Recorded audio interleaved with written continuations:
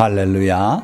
오늘 저는 여러 성도님들과 함께 부자와 나사로가 주는 교훈, 이런 제목으로 함께 은혜를 나누겠습니다. 오늘도 세 단락으로 나누어 말씀을 증가할 텐데, 첫째 단락 제목 없이 바로 본문으로 들어가겠습니다. 한 부자가 있어 자색 옷과 고운 베옷을 입고 날마다 호화롭게 즐기더라. 누가복음 16장 19절 말씀이지요. 자, 호화롭게 즐기더라. 이걸 영어로 보니까 좀 더 명확해지는 것 같아요. Lived in luxury every day. 매일같이 사치 가운데 살았다. 요즘 현대식으로 말하자면 명품에 둘러싸여 사는 삶을 말한다고 할 수 있죠. 그러나 부자입니다, 이 사람이.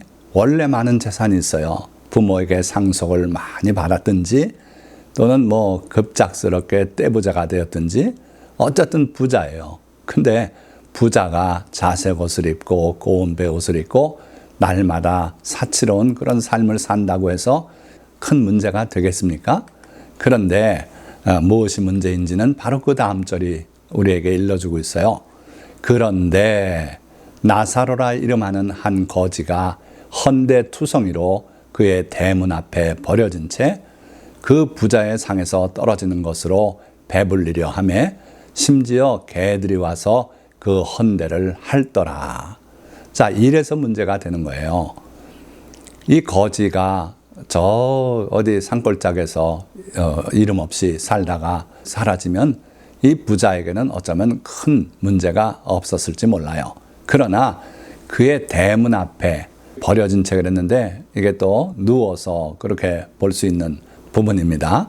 그러니까 질병이 있어요, 벌써. 그래서 헌데투성이고 거기서 나오는 그 진물을 개들이 와서 핥기도 하고 참 마음 아픈 그런 모습으로 그가 살아가고 있었어요. 얼마나 이런 모습으로 오래 살았는지 몰라요. 금방 또 생을 마감했는지도 모르겠어요. 자, 그런 상황이기 때문에 이 부자는 그 호화로운 삶이 문제가 되는 거예요. 하나님께서는 내 이웃을 내 몸과 같이 사랑하라 하셨기 때문에 그래요.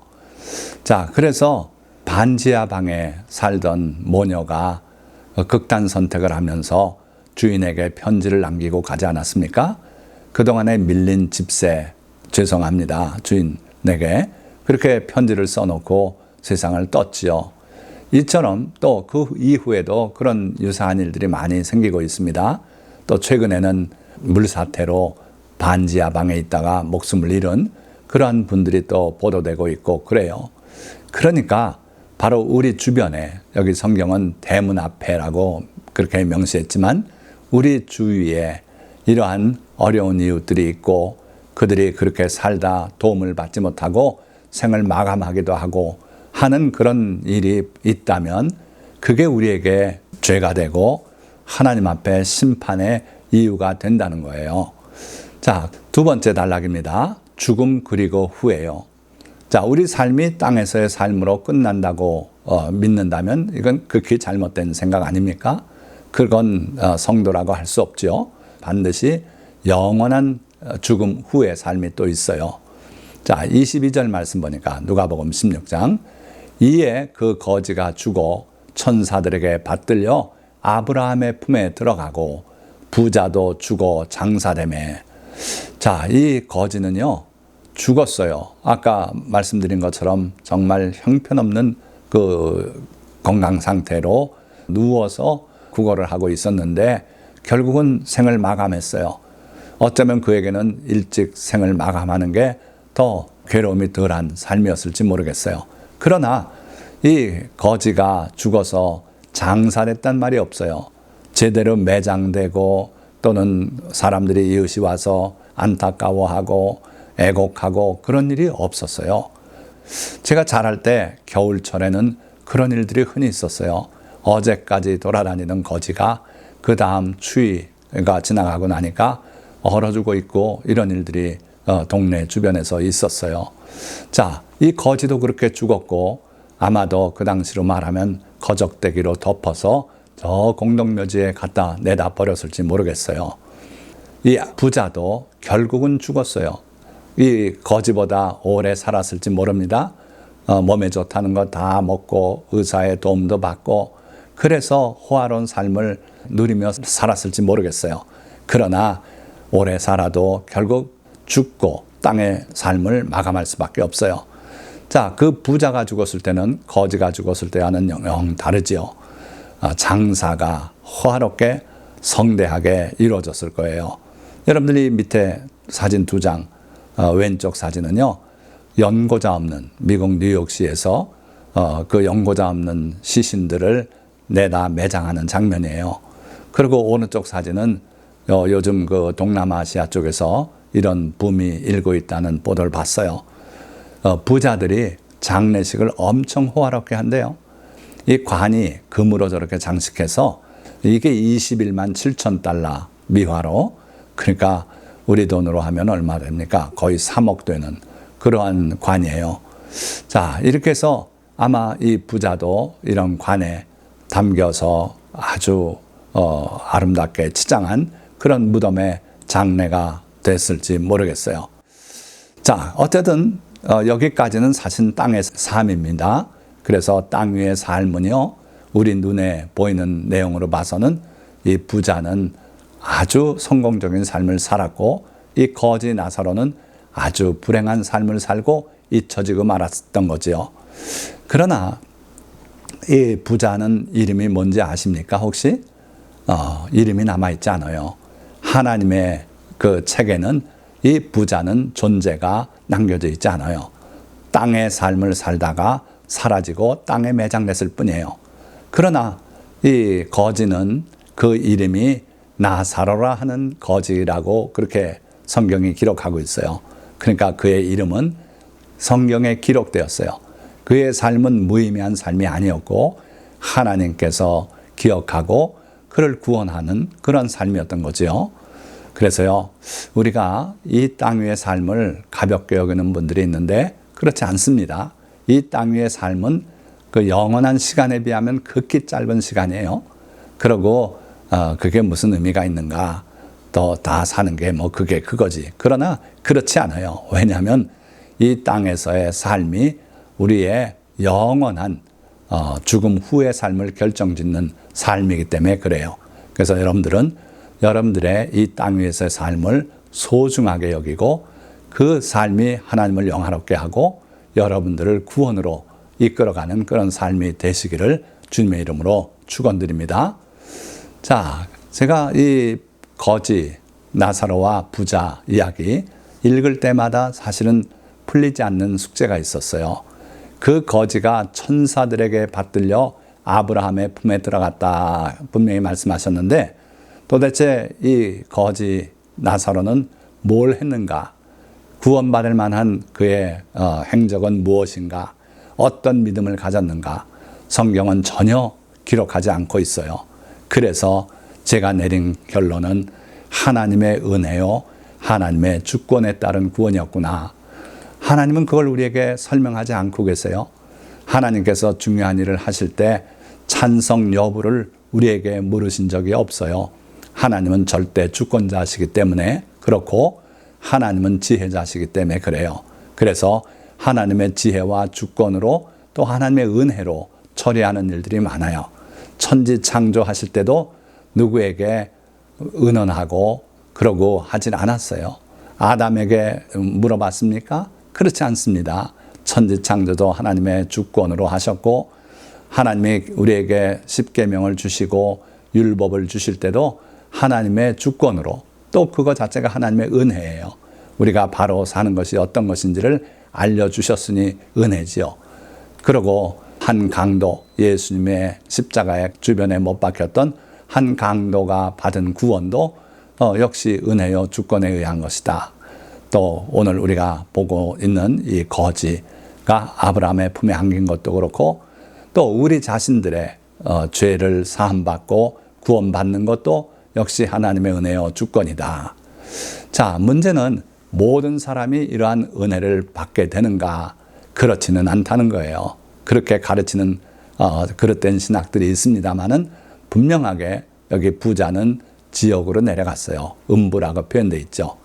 자, 그래서 그 내용을 보면 누가복음 16장 23절에서 24절 말씀, 그가 음부에서 고통 중에 눈을 들어 멀리 아브라함과 그의 품에 있는 나사로를 보고, 자, 음부에 내려가 있었어요. 땅에서는 그의 시신이 아주 아름다운 관에 담겨서 많은 사람들의 애곡 소리 속에서 성대하게 장례가 치러지고, 그리고 그 후에 무덤이 단장이 되고 했지만 실제로 그는 음부에 있었어요. 음부에서 고통 중에 눈을 들어 멀리 아브라함과 그의 품에 있는 나사로를 봤다 그랬어요. 그래서 반가웠는지 외쳐 불렀어요. 불러 이르되 아버지 아브라함이여, 나를 긍휼히 여기사 나사로를 보내어 그 손가락 끝에 물을 찍어 내 혀를 서늘하게 하소서. 내가 이 불꽃 가운데서 괴로워하나이다. 아브라함을 향해서 탄원을 하는 거예요. 너무 뜨겁습니다. 너무 괴롭습니다. 온몸이 불타는 것 같습니다. 나사로를 좀 보내주셔서 그 손가락 끝에 물을 찍어서 내 혀를 서늘하게 해주소서. 이 간청을 아브라함을 향해서 올렸어요. 자, 여기서 우리가 한번 봐야 될 것은 아브라함을 향해서 아버지 아브라함이요 이렇게 외치고 있어요. 그러니까 이 사람은 종교심이 있는 사람이에요. 그래서 아브라함을 향해서 거듭 아버지 아브라함이라고 그렇게 부르고 있는 걸 볼 수 있어요. 그러나 지옥이란 것은요, 모든 희망이 단절되는 것이 지옥이에요. 이 작은 희망 아닙니까? 손가락 끝에 물을 찍어서 내 혀를 서늘하게 하소서. 별거 아닌 이 청원도 끝내 거절이 되고 말죠. 그 다음 말씀 보니까 아브라함이 이르되 예, 너는 살았을 때 좋은 것을 받았고 나사로는 고난을 받았으니 이것을 기억하라. 이제 그는 여기서 위로를 받고 너는 괴로움을 받느니라. 그뿐 아니라 너희와 우리 사이에 큰 구렁텅이가 놓여 있어 여기서 너희에게 건너가고자 하되 갈 수 없고 거기서 우리에게 건너올 수도 없게 하였느니라. 그러니까 천국과 지옥은 완전히 단절된 구역이다 하는 걸 분명히 알 수 있어요. 자, 세 번째 단락, 마지막 단락입니다. 산 자들을 위한 구원의 길을 생각해 보고자 합니다.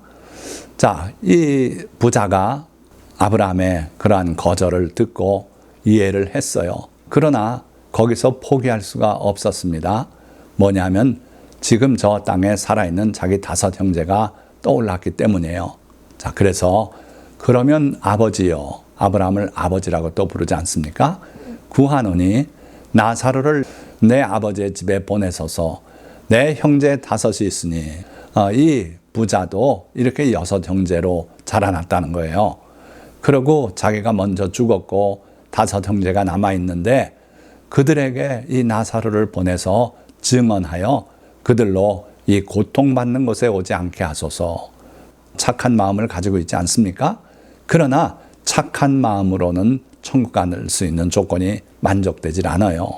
그래서 우리 흔히 법 없이도 살 수 있는 분이라 그런 말들을 하고 그런 분은 천국 간다고 이렇게 믿고 있는 분들이 있는데 그렇지 않다는 거예요. 천국 가는 그 길은 오직 예수 그리스도밖에 없는 줄 믿습니다. 그러니까 아브라함이 이르되 그들에게 모세와 선지자들이 있으니 그들에게 들을지니라. 자, 죽은 자가 살아나서 가서 경고할 필요 없다는 거예요. 그들에게 모세와 선지자들이 있다는 거예요. 그러니까 그들의 말을 들으면은 올바르게 살고 지옥 가지 않고 천국에 올 수 있다는 거예요. 왜 그렇습니까? 모세와 선지자가 기록한 분이 바로 예수 그리스도이기 때문에 그래요. 그래서 모세도 나와 같은 선지자 하나를 너희를 위해서 일으키시리니 그의 말을 들으라. 그렇게 우리에게 메시아의 도래를 예고하셨고요. 또 많은 선지자들이 예수 그리스도에 대해서 특별히 이사야 선지자가 상세하게 기록하고 있지 않습니까? 다윗은 시편을 통해서 그랬고 구약의 많은 선지자들이 예수 그리스도를 우리에게 예고하고 그를 믿도록 권하고 있어요. 그래서 모세와 선지자들이 그들에게 있으니 그들에게 들을지니라. 이렇게 아브라함은 말을 하고 있는 거예요. 자, 그때 이 부자가 설득이 돼서 포기할 줄 알았는데 그렇지 않다고 또 반박을 합니다. 이르되 그렇지 아니하니이다. 아버지 아브라함이여, 만일 죽은 자에게서 그들에게 가는 자가 있으면 회개하리이다. 그렇게 주장을 해요. 그러나 아브라함은 이렇게 말을 하고 이야기가 끝나요. 이르되 모세와 선지자들에게 듣지 아니하면 비록 죽은 자 가운데서 살아나는 자가 있을지라도 권함을 받지 아니하리라 하였다 하시니라. 그래서 이 부자와 나사로 이야기가 끝나는데, 만일에 모세와 선지자들의 이야기를 듣지 않는다면 비록 죽은 자 가운데서 이 나사로가 살아서 가서 말하든지 아니면 너 자신이 살아서 가서 지옥이 얼마나 뜨거운지 간증을 할지라도 그들이 듣지 않을 것이다. 권함을 받지 않을 것이다. 그렇게 말씀하고 말이 끝나요. 그 요한복음 12장에 보면 실제로 죽었다가 살아난 나사로에 관한 이야기가 실려 있어요. 12장 9절에서 11절 말씀 보시면은 유대인의 큰 무리가 예수께서 여기 계신 줄을 알고 오니 이는 예수만 보기 위함이 아니요 죽은 자 가운데서 살리신 나사로도 보려 함이로라. 그러니까 예수님께서 마지막 주간에 예루살렘을 향해 가시면서 그 나사로 또 마리아 마르다 자매 집안에 들르셨어요. 그래서 거기서 또 예수님을 위해서 잔치를 베풀고 하는데 많은 사람들이 몰려왔어요. 그렇지 않습니까? 예수님의 소문이 워낙 많이 퍼졌고 예수님이 큰 선지자고 위대한 분이시다 하는 것들을 다들 듣고 많은 병자들이 고침받았고 했기 때문에 몰려왔고요. 또 하나의 이유는 그 죽었다 살아난 나사로도 거기 예수님과 함께 있다는 그 말 때문에 나사로를 보려고 많은 사람이 몰려왔어요. 그런데요, 그 나사로가 죽었다 살아난 사람으로서 여러 가지 간증도 하고 하지 않겠습니까? 그런데 예수님의 이 거지 나사로 비유에서도 그랬듯이 대제사장들이 나사로까지 죽이려고 모의하니 나사로 때문에 많은 유대인이 가서 예수를 믿음이로라. 이 죽었다가 살아난 나사로가 가서 얘기해도 그에게 이야기를 듣고 회개하고 그렇게 하지 않았고요. 오히려 나사로를 죽이려고 모의했대요. 그래서 예수님께서 그 부자와 나사로 비유해서 죽은 나사로가 살아서 가서 그들에게 전해도 그들이 듣지 않으리라 하는 이 아브라함의 이야기는 현실에서 실제로 그랬어요. 그래서 나사로 때문에 많은 유대인이 예수를 믿는 걸 보고 잡아 죽이려는 모의를 했다는 거예요. 이처럼 이 세상에 있는 종교들은요, 하나님을 대적하는 종교가 있다는 거예요. 고르반, 부모에게 드릴 거 하나님께 예물로 바쳤으면 드리지 않아도 된다는 그런 거짓 가르침도 있는 것이 현실 종교예요. 그래서 제가 여러분들에게 증거하고 하는 것은 종교를 증거하려는 게 아닙니다. 하나님의 말씀, 진리를 전하려고 하는 것뿐이에요. 그래서 세상 종교가 뭐라고 가르치든 하나님께서 무슨 말씀을 하셨는지를 더 소중히 보시기를 주님의 이름으로 부탁드립니다. 한 말씀 더 증거하고자 하는 것은 잘 아는 말씀이에요. 마태복음 7장 21절, 나더러 주여 주여 하는 자마다 다 천국에 들어갈 것이 아니요 다만 하늘에 계신 내 아버지의 뜻대로 행하는 자라야 들어가리라. 그러니까 주여 주여 하고 예수님을 믿는다고 따르고 교회 목사요, 장로요, 권사요, 집사요, 형제님, 자매님 이렇게 불리더라도 그것이 구원을 보장하는 것은 아니라는 게 주님의 분명한 말씀이에요. 내 아버지의 뜻대로 행하는 자라야 들어가리라. 믿음이 행함이 없을 때는 그 믿음이 죽은 믿음이라 그랬어요. 야고보 사도가 그렇게 분명히 말씀하지 않습니까? 예수님도 똑같아요. 예수님의 믿음이 야고보의 믿음으로 흘러내려갔기 때문에 그렇습니다. 예수님은 하나님의 아들 아니십니까? 그래서 예수님의 말씀은 하나님의 말씀과 같은 말씀이에요. 그러니까 내 아버지의 뜻대로 행하는 자라야 들어갈 것이다. 그러니까 행위가 따르는 믿음이 있어야만 그 믿음이 구원을 가져오는 믿음이다 하는 거죠. 그러나 사람의 생각은 그것과 달라서 교회만 등록하고 어쩌다 나가고 목사님 야단 안 들을 정도로 생활하고 하면 천국이 보장된 줄 착각하는 분들이 많아요. 이건 사람의 생각일 뿐이고요.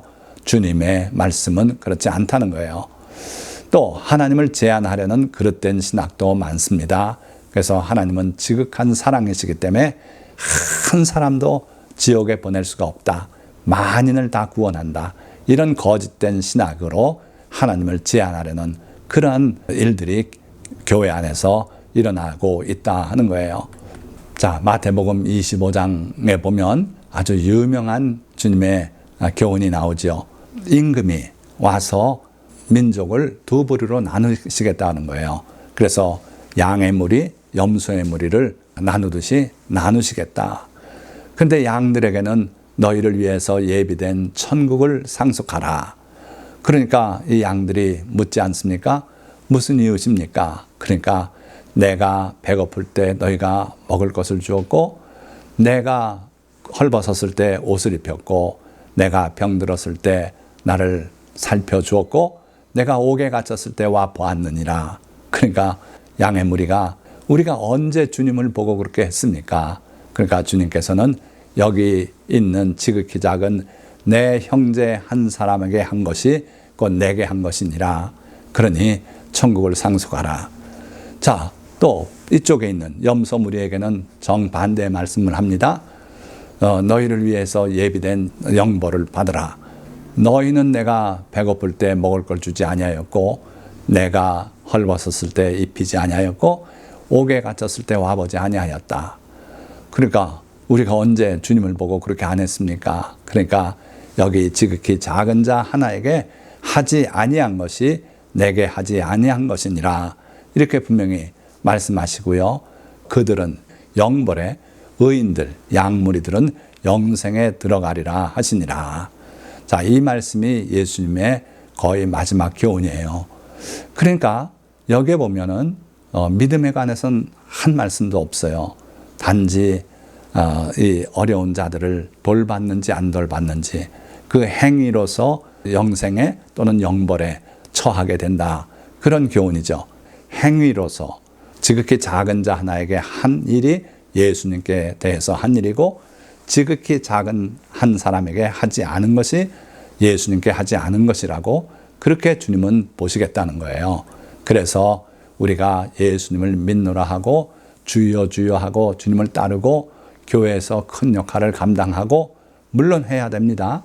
그러나 그것만이 구원을 가져오는 조건이 안 된다. 그래서 주님의 말씀대로 실천하는 삶을 살아야 되겠다 하는 거예요. 자, 말씀을 맺겠습니다. 사람은 누구나 한 번 태어나 이 땅 위에서의 삶을 살다 죽습니다. 그러나 죽음 뒤에는 그의 삶에 대한 심판이 있고, 이 심판에 따라 천국, 지옥의 영원한 운명이 결정됩니다. 이것은 절대 주권자 하나님이 정하신 이치입니다. 어떤 교파에 속했든 상관없이 우리가 우리 문 밖에 있는 거지 나사로를 외면하고 나만 호화롭게 산다면 그는 이 부자와 같은 운명을 맞게 될 것입니다. 왜냐하면 주님은 우리에게 우리 이웃을 사랑하라 명하셨고, 행함이 없는 믿음은 구원을 가져오지 못하는 죽은 믿음이기 때문입니다. 그리고 성도는 모세와 선지자들이 기록한 예수 그리스도를 믿고 구원받아 하나님의 선한 계명을 실천하며 살도록 부름받은 무리이기 때문입니다. 오늘 이 설교 말씀을 듣는 모든 성도님들이 이와 같이 주님의 말씀을 실천하고 살아서 주님을 영화롭게 하고 여러분들의 구원을 확실하게 다지는 그러한 삶을 사시기를 예수 그리스도의 이름으로 축원드립니다. 기도하겠습니다.